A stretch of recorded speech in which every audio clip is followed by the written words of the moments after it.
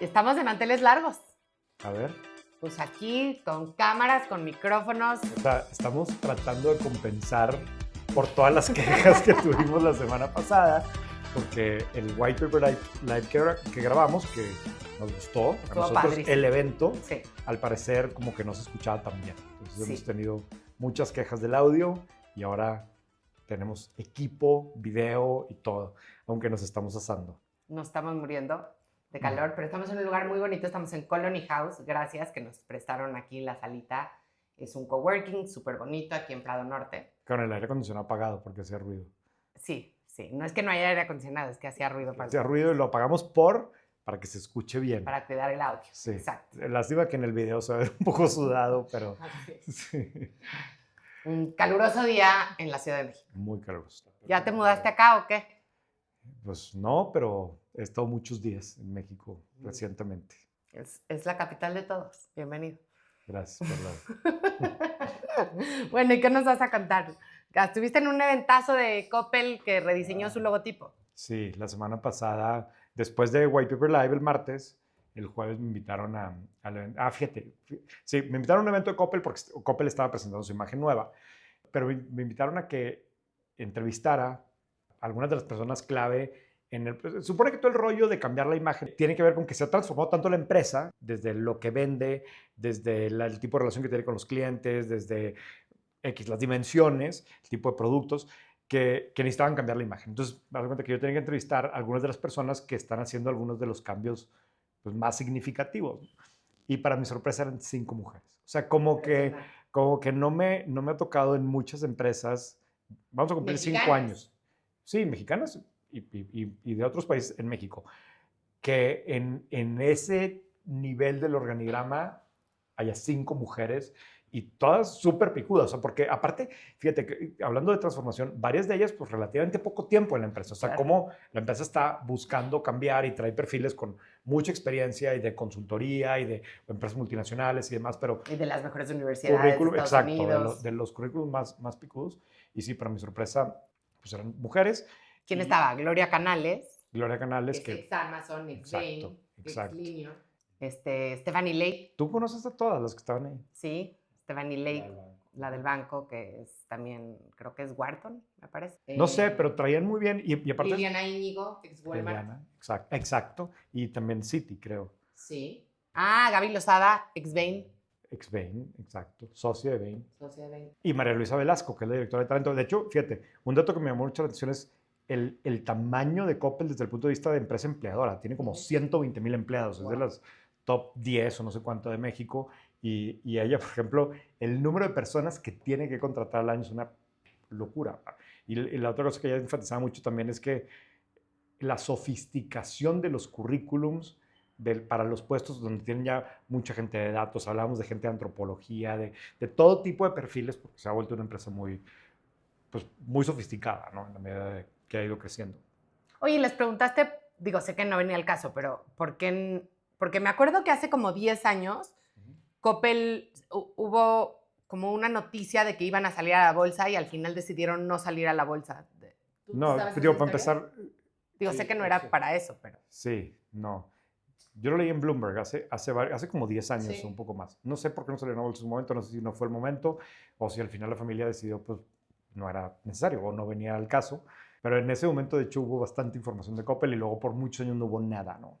Y ahora ya hay en White Paper. Si todavía no usas un CRM, te estás complicando la vida. Un CRM, un Customer Relationship Management, te ayuda a organizar, automatizar y mejorar todo lo que haces con tus clientes. Y el mejor es Salesforce. ¿Por qué Salesforce? Bueno, porque es el CRM número 1, fácil de usar, personalizable, escalable y con funciones de inteligencia artificial real para resolver problemas de tu negocio en cualquier industria. Lo usan empresas pequeñas, medianas y grandotas. Lo usan unicornios como Confío, lo usan universidades como la Ibero, mi alma mater, y lo usan básicamente casi todas las empresas que están buscando profesionalizar a sus equipos de ventas. Además, cuenta con una comunidad increíble que está basada en que todo mundo pueda aprender a usar mejor el CRM y se ayudan entre ellos mismos. Es súper intuitivo y definitivamente Salesforce es el más fácil de usar. Además tienes soporte, una comunidad de usuarios increíbles, socios certificados y recursos de formación para que implementarlo no te saque canas.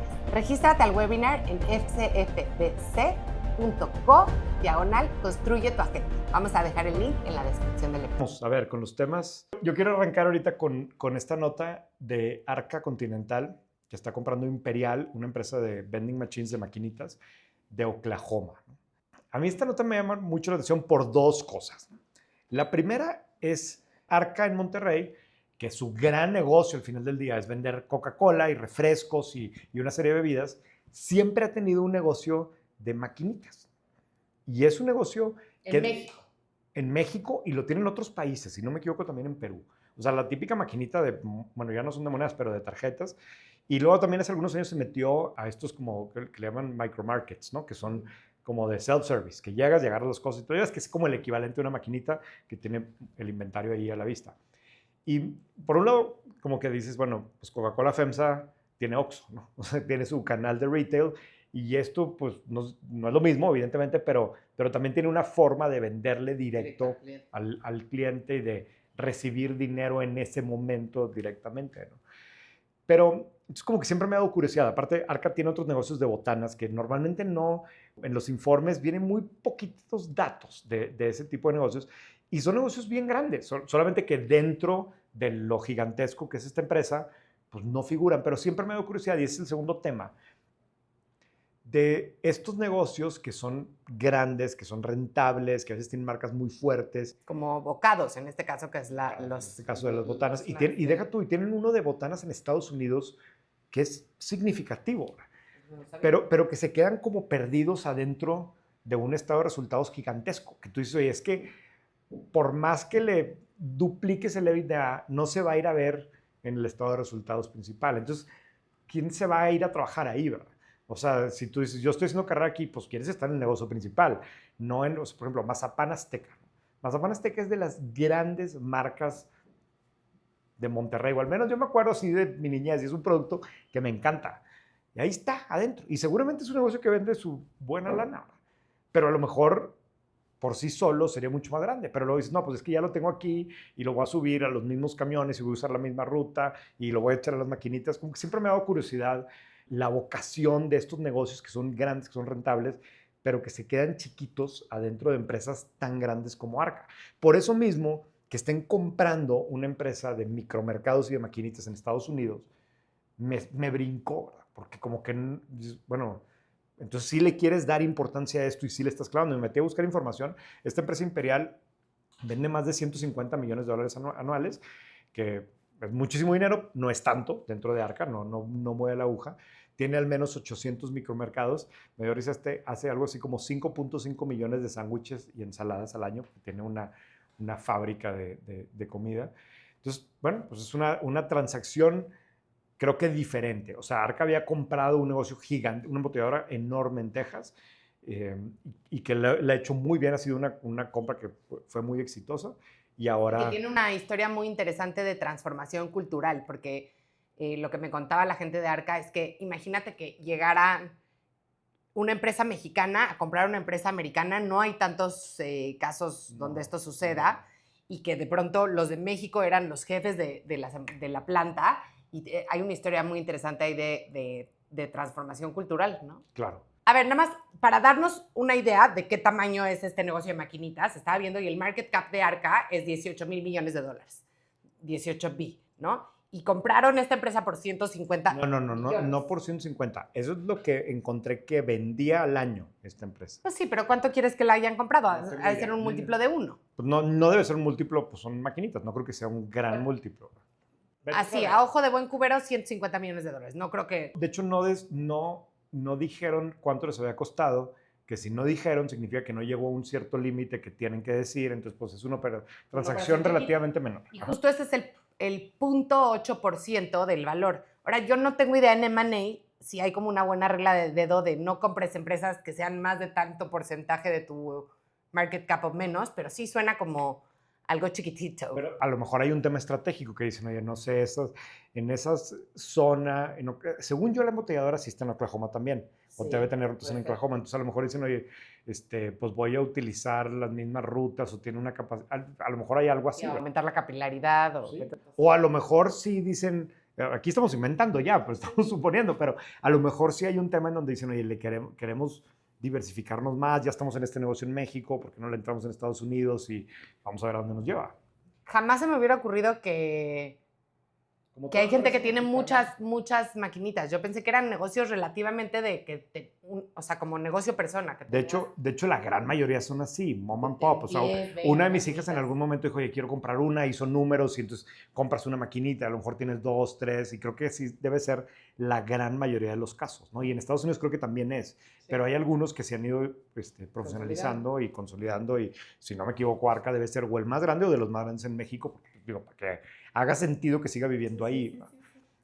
No sé, de hecho no sé cuál sea el origen de por qué tienen ese negocio, creo tener una sospecha, pero ahí está, ¿no? Y por lo visto, vamos a suponer que pagaron una vez ventas, pues $150 millones es dinerito, ¿no? No, totalmente. Y además, o sea, es que además comprar algo no solo es el dinero, es el tiempo de todo el equipo de Mané y de cómo lo integras a los sistemas, o sea, sí. ¿Digo yo? Sí. ¿A ti qué te gusta tanto viajar? Me choca viajar. Viajes de lujo. ¿Cero? Premium. Me choca viajar, le tengo bastante... O sea, ¿cuántos aviones te has subido en junio? Demasiados. Pero lo hago más de trabajo. De hecho, Carlos se queja mucho de que no me gusta viajar de placer. Pero bueno, a muchísima gente sí le gusta mucho viajar de placer. Entonces, en Bloomberg salió una nota de cómo el segmento de hiperlujo y de lujo de los viajes ha crecido mucho más rápido que la industria de viajes en general. Por ejemplo, esto según The Economist, los boletos de business class en las aerolíneas están creciendo 7% año sobre año, cuando el resto de la industria solo crece bueno, ni siquiera el resto de la industria, toda la industria en general crece solo 1%. Entonces, está pasando algo como que la gente se está polarizando, como muchas cosas, el tema de los viajes, y los viajes de lujo cada vez son más comunes. O sea, ya pareciera como que es relativamente común, y lo digo entre súper comillas, pagar $1,000 la noche en un hotel. Se triplicó el número de hoteles entre 2019 y el año pasado. Bueno, hoteles que de ese tipo de tarifa. Que tienen ese tipo de tarifas, y las principales aerolíneas están aumentando cerca de 40% el número de asientos premium en sus aviones, lo cual no tiene ninguna correlación con ninguna de las métricas macro de crecimiento económico, de bienestar. Entonces, ¿por qué está pasando esto? Lo que decía el artículo, que de hecho está muy bueno, es que es una tendencia post-pandemia muy ligada a la filosofía de You Only Live Once y o sea, de todo este tipo de cosas, y evidentemente completamente incentivada por social media, ¿no? En donde mostrar el vuelo en primera clase, los hoteles, el hotel del White Lotus o este tipo de cosas, ya no solamente se convierte en algo como aspiracional, sino en lo esperado. Lo esperado, exactamente, ¿no? Como dice René, siempre dice, para un grupo de personas. Un grupo de personas. El artículo trae un ángulo interesante porque dice, a ver, incluso se cuestiona si esto puede terminar siendo como una especie de burbuja, ¿no? Porque se está creciendo tanto la parte premium y hay tanto la expectativa de que si voy a viajar, más bien de que quiero viajar, pero quiero viajar así. No quiero viajar en carro al hotel barato, sino que quiero ir a un lugar súper lejos y todo de lujo y demás. Si eso realmente no termina generando una burbuja, porque hay una inversión en infraestructura, esto que dices de los aviones, etcétera, pero no corresponde eso a la realidad de muchas de las personas que están viajando así.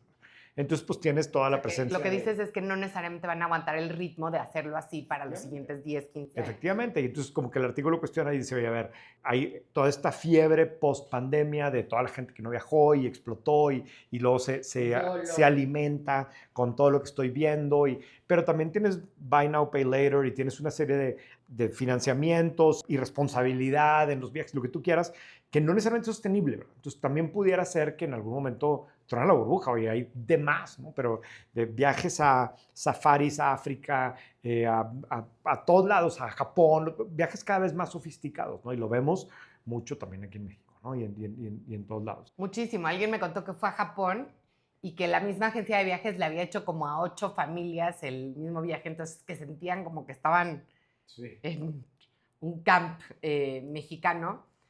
Claramente yo no estoy en este segmento, pero ¿sabes qué me hizo pensar? Que sí, qué padre era no saber todo lo que todo mundo hacía en todo momento. Claro, claro. O sea, desde Tú el imagínate viaje... la luna de miel. No, bueno, no. Tú imagínate lo que es hoy. Es que eso lo platicamos con mis hijos el otro día.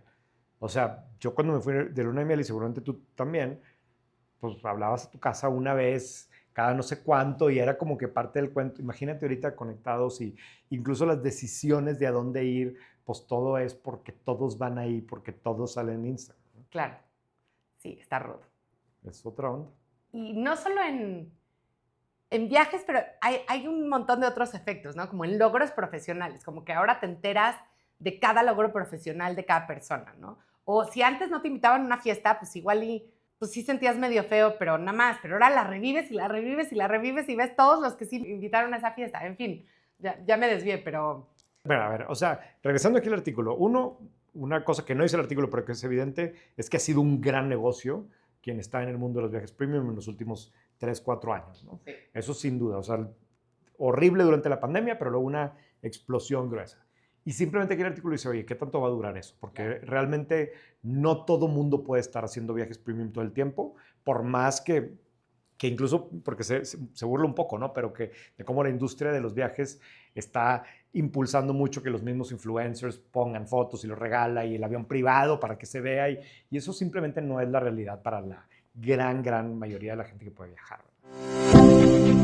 Yo quería hablar también de la semana pasada, como que yo creo que el tema que dominó toda la semana, no toda la semana, pero el tema más relevante desde el punto de vista de noticias fue la gran pelea de Elon Musk y de Trump, que luego está todos los que dicen que es ensayado, que es de mentiras. Y, ¿Crees? no, yo no creo, yo creo que realmente están loquitos, pero hay quien cree que todo era parte de un show.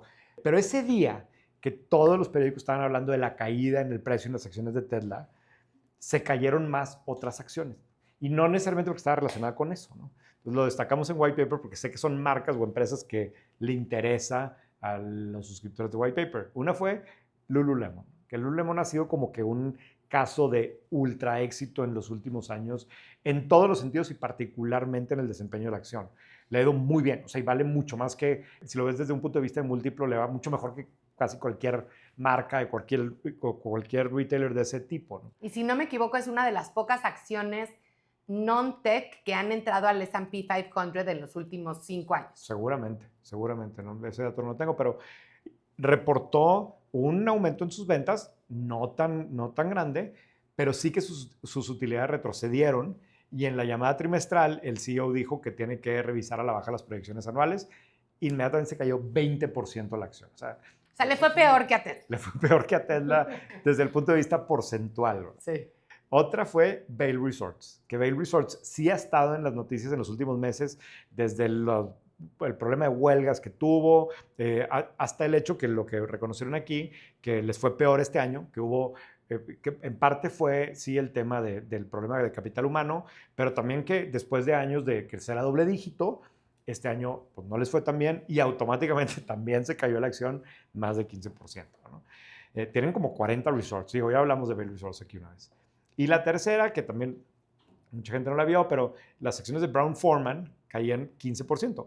Brown-Forman es la empresa que está detrás del Jimador y de Tequila Herradura. Tiene un portafolio enorme de bebidas alcohólicas, tiene mucho tequila, pero es también el que está detrás de Jack Daniels y sobre todo, digo, a mí que me gusta el whisky, pero de Glenfiddich y Balvenie.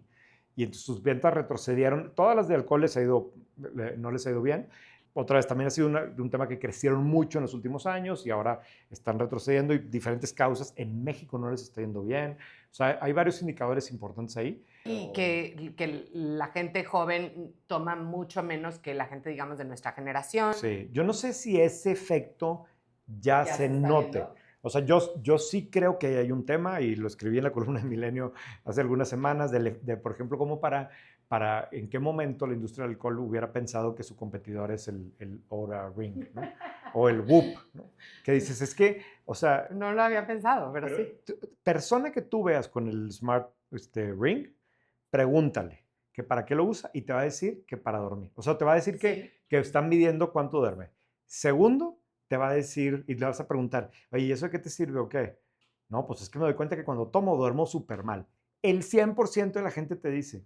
¿Y entonces qué haces? No, pues ya no tomo. O sea, estoy exagerando. O tomo menos, o está más consciente de su consumo de alcohol. Y yo me metí a buscar y en Reddit no sabes la cantidad de comentarios que hay de gente que ya no tomo o tomo nomás a cierta hora.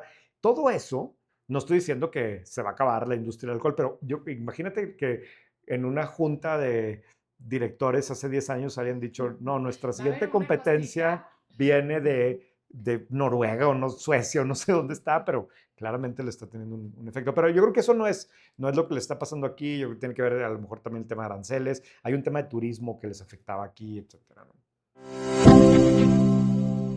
Ok, y ahora vamos a hablar de los one-on-ones. ¿Tú tienes one-on-ones con la gente de White Paper? Formalmente no. Y informalmente tampoco. No, informalmente sí. O sea, no tengo O programados, sea, no tienes agendado. agendado como tal. Pero somos un equipo tan chiquito que, Se ven todo el día. no, y mucho es uno a uno, ni modo que nos juntemos todos a platicar. Claro. Digo, también pero Leí un artículo en Fast Company que hablaba de cómo la inteligencia artificial va a hacer que los one-on-ones sean irrelevantes. Y hacía un recorrido por la historia de los one-on-ones. Resulta que los one-on-ones empezaron con Frederick Taylor, que igual tú estudiaste leyes, pero yo que estudié ingeniería industrial, Frederick Taylor es como el padre de la administración de empresas. ok. Y entonces tiene un libro que se llama Scientific Management, donde hablaba de que era importante juntarte con tus subalternos con una frecuencia regular para ir checando qué estaban haciendo, que ellos te dijeran en qué los podías ayudar, etcétera, etcétera. Y que también esto viene mucho de los rangos militares, donde pues, el teniente se junta con los capitanes, o no me sé los rangos, ¿no? Y después de eso se hizo como un ritual muy así importante para las compañías de tecnología. O sea, el término one-on-one sí sale de las compañías de tecnología, que yo me acuerdo la primera vez que yo lo hice, me hizo como súper sangrón. Sí, voy a tener un one-on-one, ¿no? Y lo que decía es que hoy en día, donde tenemos tantas herramientas para medir un montón de cosas, para ver el progreso en tiempo real, desde dashboards, herramientas de comunicación asíncrona como Slack, por ejemplo, o como WhatsApp, etcétera, que ya no hace tanto sentido, porque muchas veces el one-on-one era para irle a explicar a tu jefe, pues, de lo que habían quedado la semana pasada, cómo ibas avanzando en tus tareas. Entonces, si ahorita todo el tiempo se están comunicando, tienen un documento colaborativo, claro, etcétera, como para qué lo necesitarías.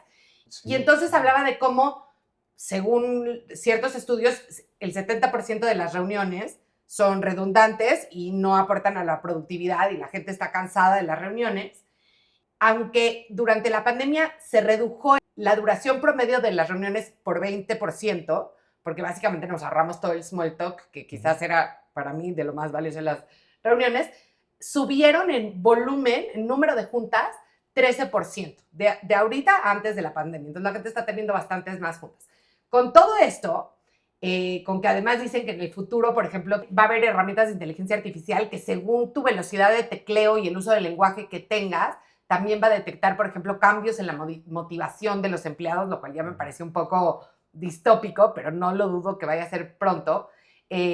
Vas a poder hacer sentiment analysis, monitorear engagement y el riesgo de burnout por este tipo de indicadores. Entonces, que ya, ¿para qué va a servir el one-on-one? ¿No? Incluso pinta como un futuro donde pues yo voy a tener mi avatar de inteligencia artificial se va a juntar con tu avatar de inteligencia artificial y van a intercambiar todos los updates y cada quien va a regresar a contarle a su gemelo digital, no sé, qué es lo que pasó.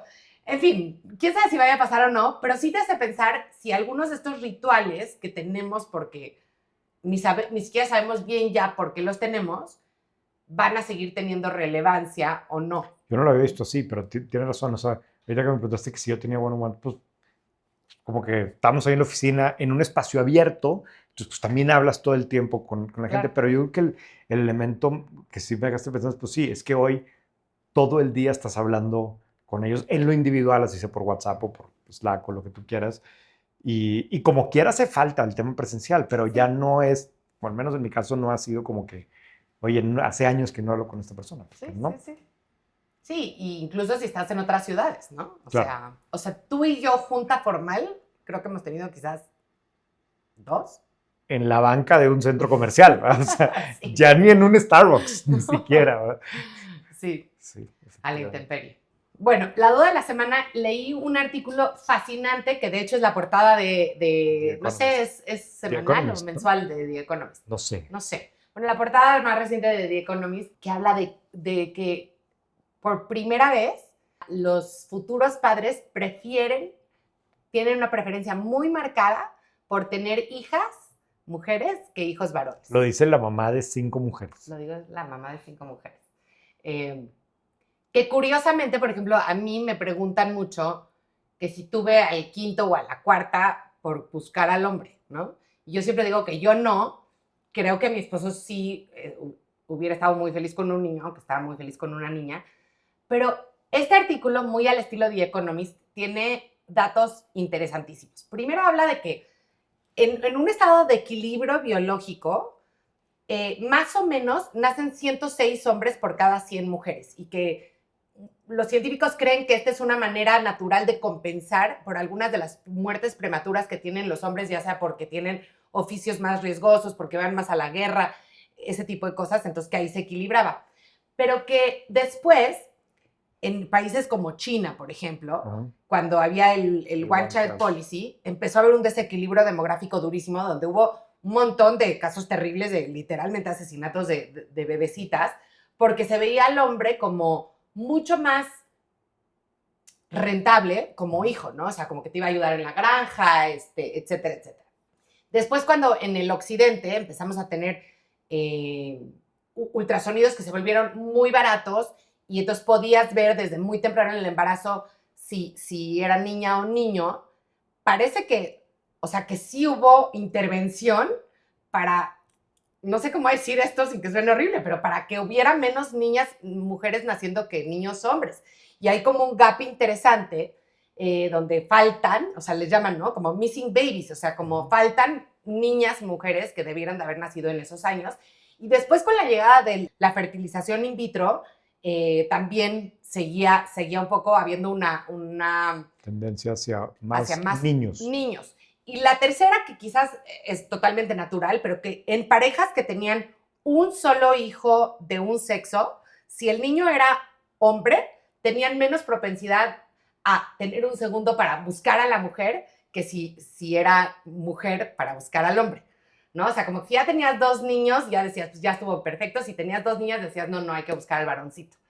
Y, y eso, que había sido cierto hasta el principios de este siglo, está cambiando dramáticamente. Entonces ahora pasa al revés. Ahora, por ejemplo, había una pregunta que le hacían a las mujeres coreanas, me parece, que decía, si solo tuvieras un hijo, ¿qué tanto preferirías que fuera mujer que hombre? Y antes era el 46%. O sea, medio parejo, hombres y mujeres. Hoy el 75% dicen que prefieren una mujer.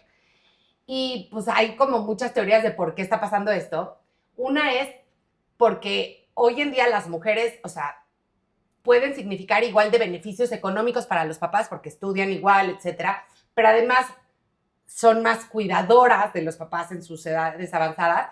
Y la tercera, que un poco me partió el corazón, y creo que lo hemos hablado, es porque las mujeres se meten en menos problemas que los hombres. Entonces, hablaba, por ejemplo, de muchas cosas que hemos visto en la cultura del entretenimiento, ¿no? La serie de adolescencia, donde hablan de los niños, adolescentes y jóvenes adultos, como o el incel, ¿no? O el chavo que es misógino, o el que se va a meter en problemas de violencia o de crimen o de tal, y no se ven tantos problemas en niñas mujeres. Niñas mujeres es bastante redundante, ¿verdad? Y bueno, me pareció fascinante que una tendencia que toda la vida había sido de cierta manera está revirtiéndose. Yo estoy feliz con mis hijas, pero me pareció un poco triste, ¿no? También. Sí, me dejaste pensando porque o sea, entiendo claramente la parte histórica de decir, oye, como lo dijiste tú, como que era más rentable tener un niño si va a trabajar en el campo y si no sé qué cosas. Y en la medida en que se va urbanizando la sociedad y que cobran menos relevancia ese tipo de profesiones, no que menos comunes ese tipo de profesiones, y entonces como que la tendencia hacia me va a cuidar mejor una niña que un niño cuando yo esté viejo, como que racionalmente hace es igual de sentido, egoísta, ¿verdad? ¿estás de acuerdo? Claro, claro. Sí, es igual de egoísta. Para mí la gran duda con todo esto que estás planteando es qué implicaciones tiene. Uno, es que digo, el artículo no trae datos de México, pero quién sabe qué sea, pero qué implicaciones tiene desde el punto de vista de negocio. O sea, para mi negocio, poniendo un ejemplo, no tanto pensando en white paper, pero si esto, esto tiene implicaciones relevantes. O sea, y estoy pensando en negocios que históricamente han sido como muy hacia el tema masculino, ¿no? Hablábamos ahorita del alcohol, no sé si Sí, la la cerveza o lo que sea, si este tipo de macro tendencias van a tener una implicación en algunos de las empresas, ¿no? En algunos de los negocios, no sé.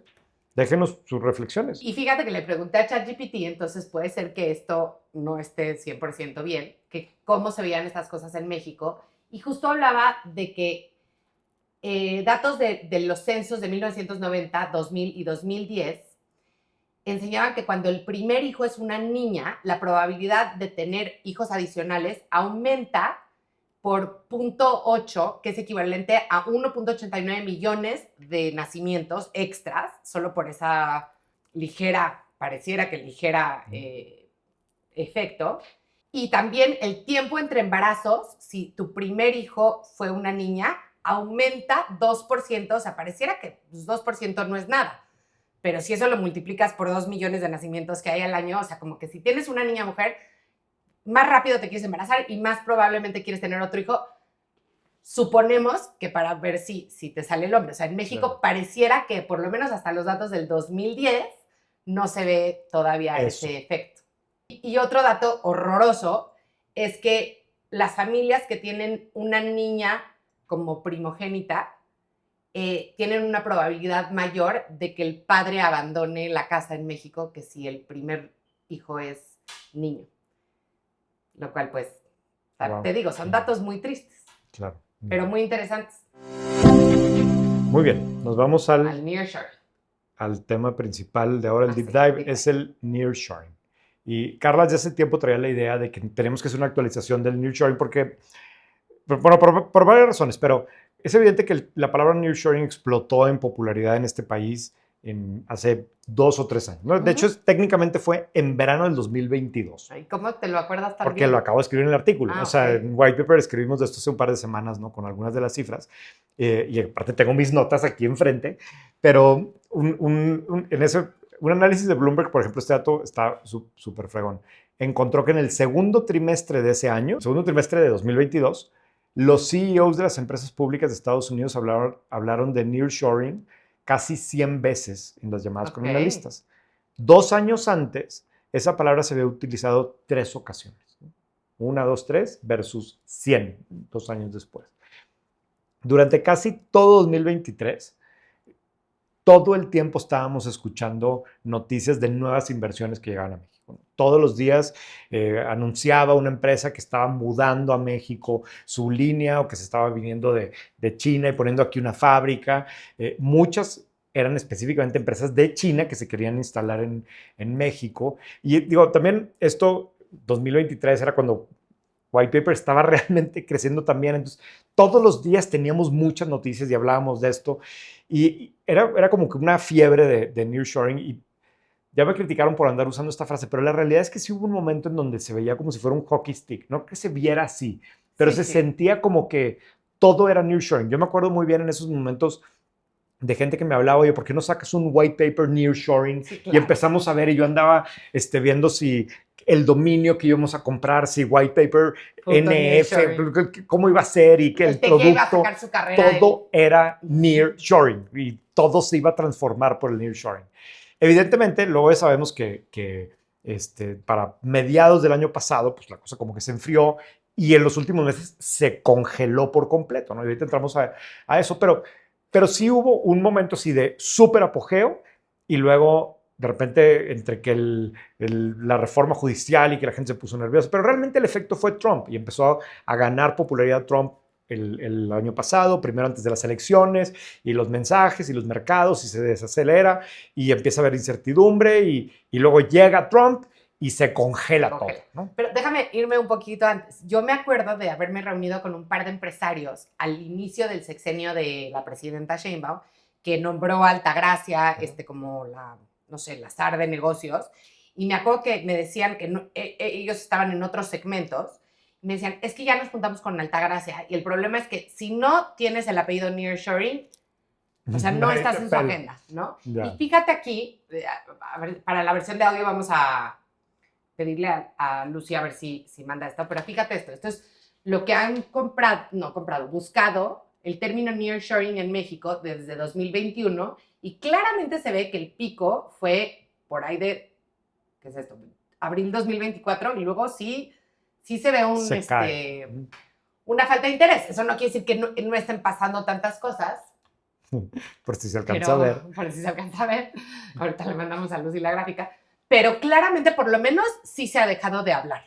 Exacto, ¿no? Y como somos los mexicanos, nos encanta latigarnos, e incluso el Wall Street Journal lo pusimos ahí en el artículo de White Paper de México pierde su oportunidad en el nearshoring, y aquí a mí me pasa mucho, ¿no? Que no, pues ya valió madre, y, o sea, lo del nearshoring fue puro rollo y no hay realmente un cambio. Y la realidad es que no hemos entendido la dimensión de lo que cambió. Simplemente es un tema de meternos a ver los datos para entender que lo que ha cambiado este país, y ahorita les voy a compartir algunos datos, pero cómo ha cambiado México en los últimos 5, por no decir 10 años, es verdaderamente insólito. Claro, no es un hockey stick, porque nunca iba a ser un hockey stick, porque estamos hablando de cifras que no hay manera que se muevan así. Pero sí, mira, es más, ya mucho rollo. Dato de camiones que cruzan la frontera. Si nos vamos a la diferencia. Espérate, antes de que me digas lo que sí ha pasado, Ajá. coincide, según tus notas, que el pico de más interés de nearshoring, sí, fue el apogeo así del fiebre. Fue cuando Elon Musk dijo que iba a hacer la Gigafactory cerca de Monterrey, ¿no? Ajá, en Monterrey, o sea, ahí en las afueras, y un render y las montañas, y por semanas antes hubo el tema de que sí la planta en México y que no iba a ser ahí, que luego AMLO se metió y dijo que no iba a dar permisos ahí, y había una obsesión con el tema de nearshoring. De hecho, empezaron a llegar los proveedores de Tesla aún antes de que Tesla Tu gobernador dijo que le iba a poner a su hijo Samuelón. Sí, ¿no? Hubo Elon Musk ahí en el helicóptero paseando y le gustaron las montañas. Ese sí fue como que el peak de todo esto, sí, ¿no? Y después se terminó todo también cuando Elon Musk dijo una llamada trimestral, pues se suspende, ¿no? Sí. Y ojo que todo lo que pasó de suspender o de detener el tema de nearshoring no tiene nada que ver con México, ¿no? Porque, bueno, ahorita entro al otro tema, pero déjame poner el ejemplo de los camiones. ¿Dónde estamos? ¿No? El tema de los camiones. Entre 2020 y 2024, el número de camiones que cruzaron la frontera para llevar mercancía a Estados Unidos creció en 1.3 millones de vehículos. ¿De cuántos? O sea, entre 2020 a 2024. Okay. Pero fíjate, o sea, 1.3 millones de vehículos, ¿es mucho o no? Entonces yo me puse a ver cómo dimensionarlo. En este país se venden como 65,000 camiones nuevos al año. Entonces, sí, digo, no es el caso, pero si fueran todos camiones nuevos, significaría 20 años de ventas de camiones. No, sí. En un aumento en 4 años. Visto de otra forma, y eso le pregunté a ChatGPT, pero si con estos camiones hicieras un desfile, duraría 2 meses sin parar. O sea, son muchísimos más camiones los que están cruzando la frontera en estos 4 años. Ahora, el dato más relevante es el total de importaciones que hace Estados Unidos desde México. O sea, si te vas a 2017, 21% de lo que importaba Estados Unidos venía de China y 13% venía de México. Para el año pasado, para 2024, lo de China había disminuido de 21% a 14% y lo de nuestro país aumentó de 13 a 16%. En 2023, México superó a China para convertirse en el principal socio comercial. Entonces, como que de repente estamos acostumbrados a querer ver ritmos de crecimiento gigantescos, ¿no? Y dices, bueno, creció de 13 a 16, no es tan significativo. No, es que es una locura lo que pasó. Si lo pasa a términos de dinero, en 2020, los Estados Unidos importó 325,000 millones de dólares de productos de México. Para 2024 pasó a 506,000 millones de dólares. A ver, de 325 a 506.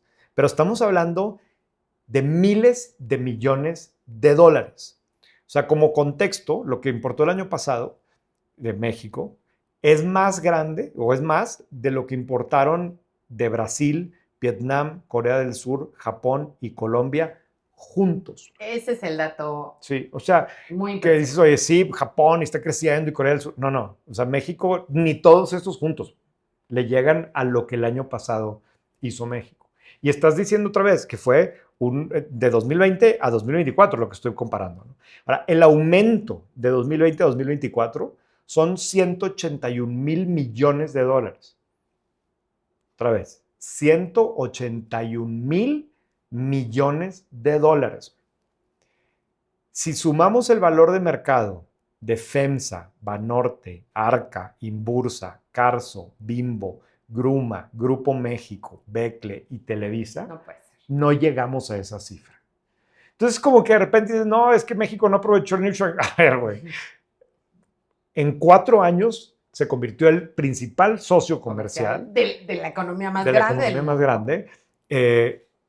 Aumentó 180,000 millones lo que le manda al año. Aquí no estamos hablando de lo que manda, no estamos hablando de lo que México recibe, que también creció una locura. Y ojo, todo esto pasa en un contexto en el que tenemos retos muy cañones de infraestructura y evidentemente hay un problemón de carreteras, las carreteras están atascadas de seguridad y por supuesto el tema de energía eléctrica, que es lo que todo el mundo dice, oye, esta planta está detenida porque no le han dado energía eléctrica a este proyecto.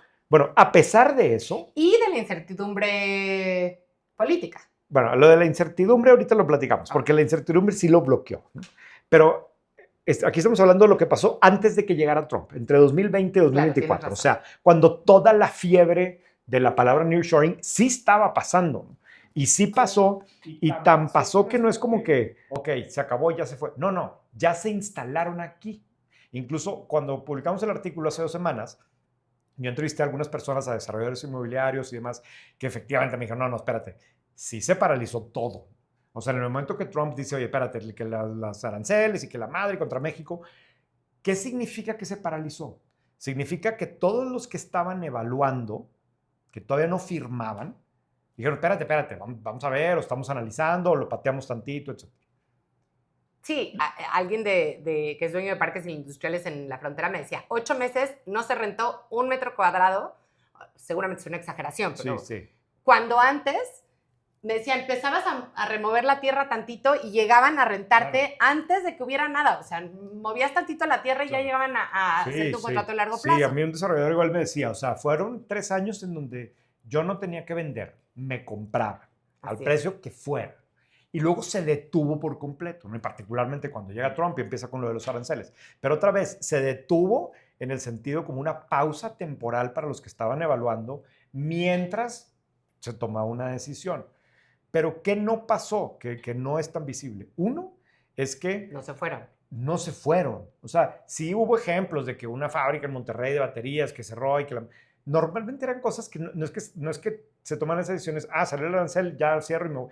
No, normalmente eran cosas que ya venían de atrás o ya tenían otro tipo de issues, ¿no? Pero no pasó que los que estaban construyendo, que también lo poníamos ahí, pues siguieron construyendo, ¿verdad? O sea, ya estoy a la mitad del proyecto, de aquí a que esté listo el proyecto en 1 año o 2 años, incluso uno de los directores decía, mira, a mí me faltan 2 años de construcción, en 2 años a Trump le va a quedar 1, ¿verdad? O sea, ya veremos qué pasa, pero no es como que voy a suspender la construcción en este momento. Entonces hay una buena parte del nearshoring que apenas que apenas se va a notar. O sea, ese número de 506,000 millones va a seguir aumentando porque ya se está desarrollando. Y la otra cosa que me decía un desarrollador decía es que, a ver, no firmamos nada nuevo, pero ahí te encargo las renovaciones. Tampoco nadie me canceló y dijo, no, ya me voy.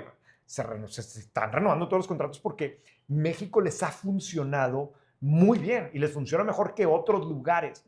Entonces, otra vez, o sea, como que al mexicano nos encanta autoflagelarnos y ya valió todo y no, lo del nearshoring y no hay energía eléctrica. Ni era para tanto. Ni era para tanto. No, güey, sí es para tanto. Y la otra cosa que nos decía un gran amigo del podcast, que siempre quiero nombrarlo por nombre, pero es muy discreto y no le gustan los reflectores, es que además la manufactura no crece como crecen las industrias a las que estamos acostumbrados en venture capital, ¿no? O sea, no, me decía literalmente, no son usuarios de Facebook que puedes multiplicar por 10x cada año, ¿no? Porque pues tarda mucho tiempo instalar una fábrica, máquinas, mano de obra calificada, etcétera. Y me decía, o sea, China en sus mejores momentos crecía su capacidad de output 10% al año, que ya era un montón.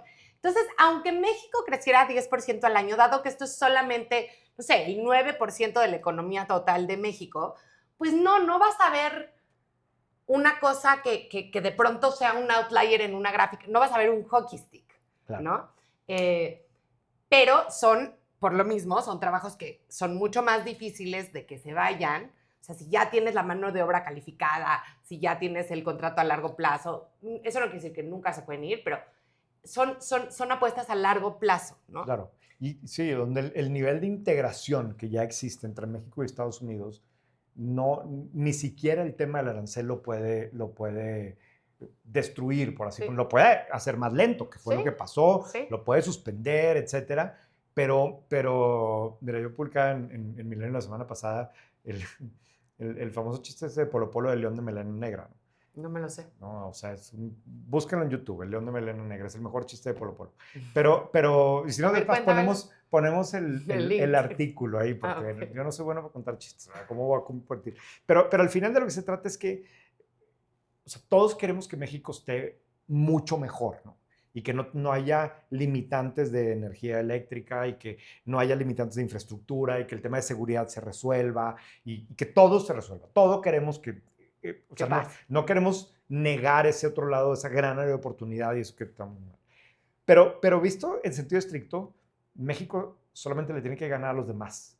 No tiene que estar perfecto. Sí, yo te conté una vez esta historia y me dijiste que era un chiste de Polo Polo. Lo único es que tiene que estar mejor que los demás, ¿no? Sí. Y aquí lo interesante es que la cercanía, pues nunca, o sea, siempre va a estar ahí, o la cercanía geográfica, ¿no? Entonces, ya con eso estamos ganando. Ahora, ¿de qué se trata? Pues de que como quiera funcione, que encuentren mano de obra calificada, que encuentren, aunque nos gusta otra vez no creernosla, encuentren un lugar en donde no necesariamente les van a expropiar, no existe realmente ese miedo, ¿verdad? Claro. Como sí lo pasa en otros lugares, en donde hay una cierta certidumbre, hay gente que habla inglés, hay gente que está acostumbrada, hay una infraestructura que puede recibir a inversionistas de otros lugares. Entonces, México produce más ingenieros que muchísimos países. O sea, a veces decimos que en México hay muchísima falta de talento y la verdad es que no es cierto. Claro. Si tú piensas en todo lo que ya realmente se ensambla y se manufactura en este país, evidentemente tenemos súper buenos ingenieros, muy buen talento. O sea, no es solo mano de obra barata. No, evidentemente no. De hecho,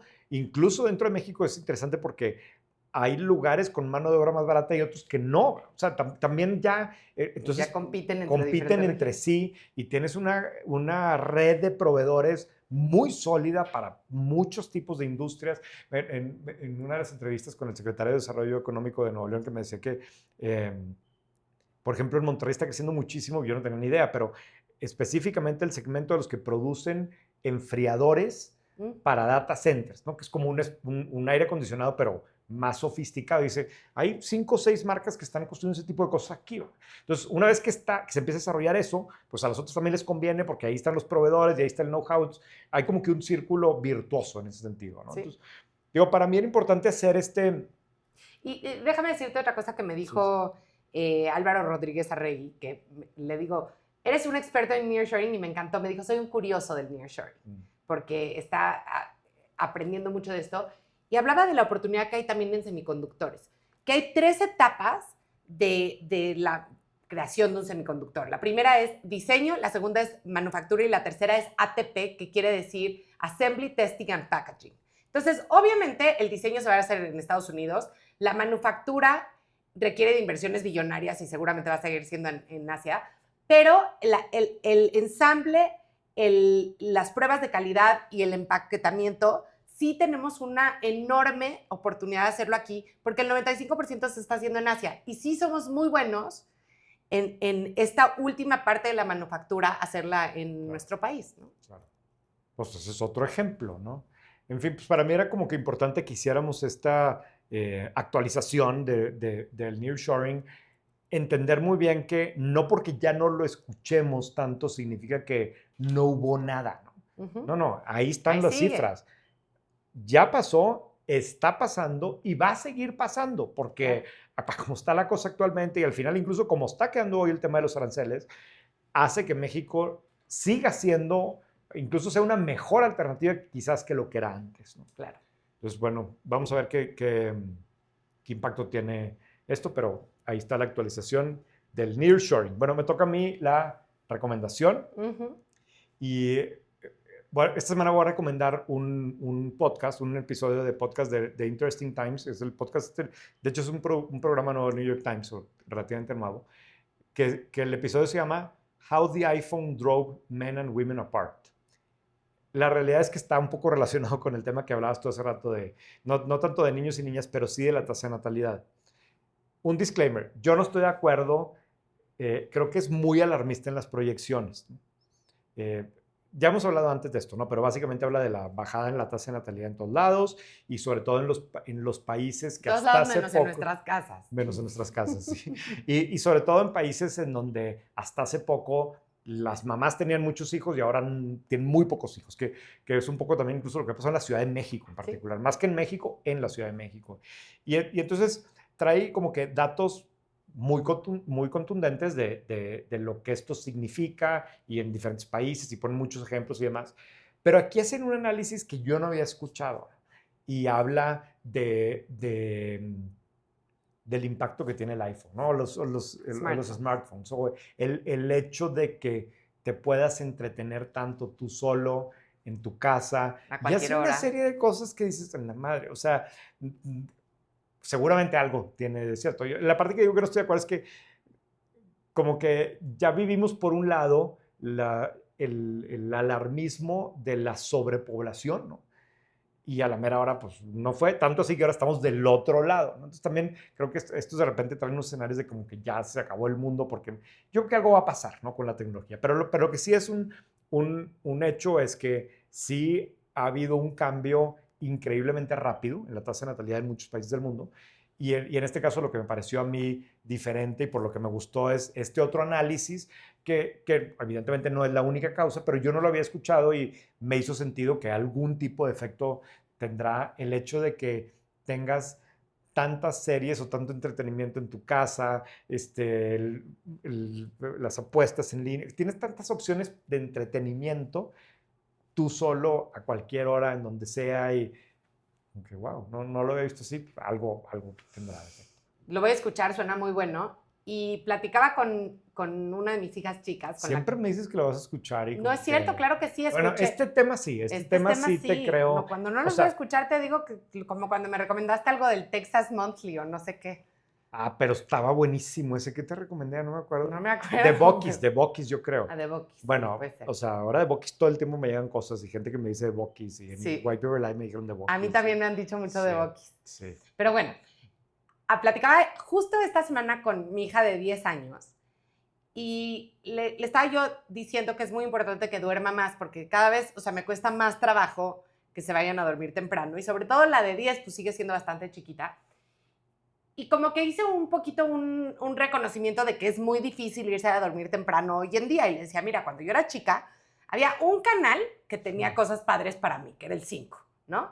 Y en el 5 salía Topollillo o salía la familia Telerín y te decía, listo, a dormir. Se y ya acabó. no encontrabas nada. O sea, aunque Claro. te dejaran tus papás, aunque lo hicieras a escondidas, es que ya no había muchas cosas divertidas que ver. A ver las noticias. Sí. Y entonces también, creo que también va a haber una implicación interesante en los patrones de sueño de los niños hasta que se compren su Whoop. Y ya su Whoop los manda a dormir. Claro, sí es buen ejemplo ese de la tele. Sí. Pues muy bien. Yo sí te hice caso con Neighbors, no sé qué, y lo platicamos la semana pasada. ¿Pero ya la acabaste de ver? No, es que yo veo muy poquito, porque yo sí me quedo dormido muy rápido Sí. y literalmente veo 5 minutos al día, 7 minutos y me quedo dormido, entonces las series me duran mucho. Buenísima, mucho Friends and Neighbors. Sí, buenísima. Sí está buena, pero bueno, entonces, ¿y esta semana qué traes de novedades? Esta semana, pues vamos a ir ahorita al Salón Internacional de la Alta Relojería. pues tú le entiendes ese segmento, yo no, me explicarás tú ahí. No, pero todos tus amigos seguros Sí, tienen muchos relojes. Muchos le entienden a ese tema. Mañana seguimos avanzando con los podcasts de Buena Banda, que es un proyecto ahí nuevo que ahí traemos. Sí. ¿Y qué más? Mi hija se gradúa de la prepa. Se grabó la prueba, perfecto. Muy bien, pues felicidades. Gracias. Felicidades, Danielita. Gracias. Si todavía no usas un CRM, te estás complicando la vida. Un CRM, un Customer Relationship Management, te ayuda a organizar, automatizar y mejorar todo lo que haces con tus clientes. Y el mejor es Salesforce. ¿Por qué Salesforce? Bueno, porque es el CRM número 1, fácil de usar, personalizable, escalable y con funciones de inteligencia artificial real para resolver problemas de tu negocio en cualquier industria. Lo usan empresas pequeñas, medianas y grandotas. Lo usan unicornios como Confío, lo usan universidades como la Ibero, mi alma mater, y lo usan básicamente casi todas las empresas que están buscando profesionalizar a sus equipos de ventas. Además, cuentan con una comunidad increíble que está basada en que todo mundo puede aprender a usar mejor el CRM y se ayudan entre ellos mismos. Es súper intuitivo y definitivamente Salesforce es el más fácil de usar. Además tienes soporte, una comunidad de usuarios increíbles, socios certificados y recursos de formación para que implementarlo no te saque canas. Regístrate al webinar en fcfbc.co/construye tu agenda. Vamos a dejar el link en la descripción del episodio.